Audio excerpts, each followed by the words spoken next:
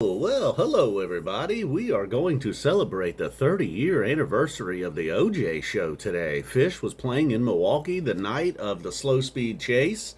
And like the note said, while OJ may have had a cell phone, most audience members did not. And the band was aware. And, right from the get-go, the opener, the Runaway Jim, dedicated to Orenthal James. And, I'm sure the fans were aware of the news surrounding leading up to this day. But it all started around showtime.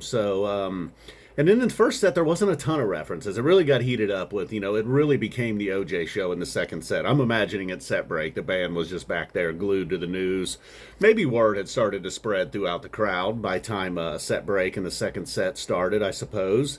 I don't know. I knew again, once again, like when I got into the band here around the hiatus ish, this was definitely still a legendary show. But at the time, it was definitely it was right on the tips of people's tongues still. Like maybe if you're kind of new to Phish now, like the Baker's Dozen might be something that kind of feels like just in recent history, but yet you missed. That's how I felt a lot about the summer of '94. Like it was a long time ago and the band was so much cooler then, and I was so close, but I missed it. It really wasn't that long ago. Just like even the Baker's Dozen wasn't that long ago. But I suppose if you're discovering the band now, it just feels like, oh man, if I had only known then. I'm getting way off track with that. But and then the OJ references weren't as many as I thought. I mean, the attitude of the playing, for sure. Just references sometimes by title, if nothing else. But then, and everything was great. Expect the second set, just completely from bell to bell, just awesomeness. And then even without the Poor Heart, probably the greatest Poor Heart ever. The Mike song when they got into the OJ groove and the Mission Impossible, Fishman really driving things with his chanting and hooting and hollering. And then you also just got the simple zigzagging throughout. You got the simple hydrogen, the hydrogen simple kind of mix and mash there in the Mike's groove. And then just for like extra, you got stuff like Frankenstein and Julius and Sleeping Monkey, which Sleeping Monkey has now remained in my head for like the last 2 hours, unfortunately. So that's it, happy anniversary to the OJ show. I'm sure you've all heard it if you're watching this video. And then if you're wondering, you're like, dude, what's up with them awesome shades and that cool shirt? Well, the shirt itself is just cool. You might see me wearing this for the next week if I'm on here.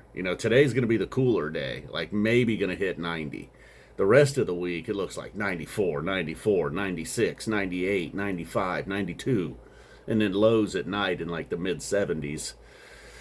And, around here, it always seems like they miss it by a degree or two. So if they're saying 98, it's probably going to be 100. If they're saying 96, it's going to be 98.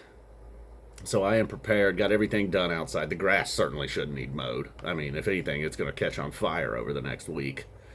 So got everything done out there that needs to be done. I will probably be just hanging around the house, sitting in front of a fan with the air conditioner going, with my cool shirt on, my cool shades. Even though you might think you don't need those shades inside. Yeah, I do. It makes you feel cooler, Not only temperature cooler, but just overall, like recently Tim Dillon discussed, just, kind of overall how they make you feel, And I think I'm into that. I see Mark Norman's another guy. He wears sunglasses a lot on, not to compare myself to the great Mark Norman, but he pulls it off on podcasts pretty well. Now, normally for him, it's a hangover situation. That is not what I got going on. I just feel cooler when I got them on. Like I said, both temperature and, vibe.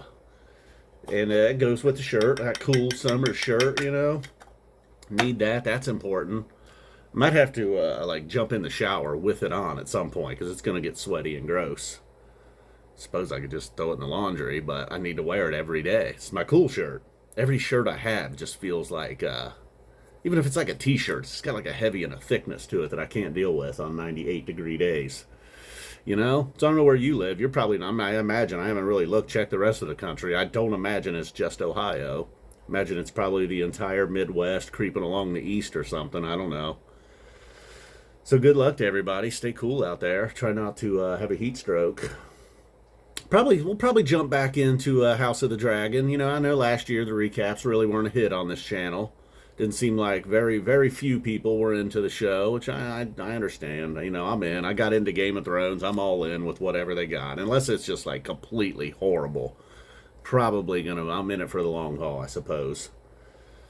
And I think that is about it. We do have a couple more shows coming up. We're going all the way back to 91, 7/12/91. That is an official live Phish release. And then we got a show September 27th of 2000. Just a little under 2 weeks before the end of the hiatus. Curious to see that one. I know they're at the end of the run in 2000. They were just running on fumes.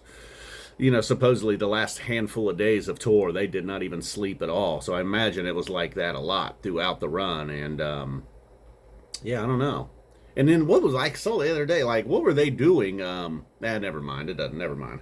I was gonna say there's like this, the other day. I can't remember the dates, the months, or the years, but it was like maybe like July. Yeah. It was July 22nd of '97. They were in North Carolina, and then 9 days later they were at Shoreline. What was the touring schedule like back then? I mean, take it easy on the guys. My goodness. Now they just short trips. They stay there a few days. But I mean, I don't know. Unless they were just doing. Hey, that just seems like a weird schedule to go from North Carolina to Shoreline in 9 days. What's up with that? All right, boom, we're out of here. Thanks for watching, guys. Stay cool.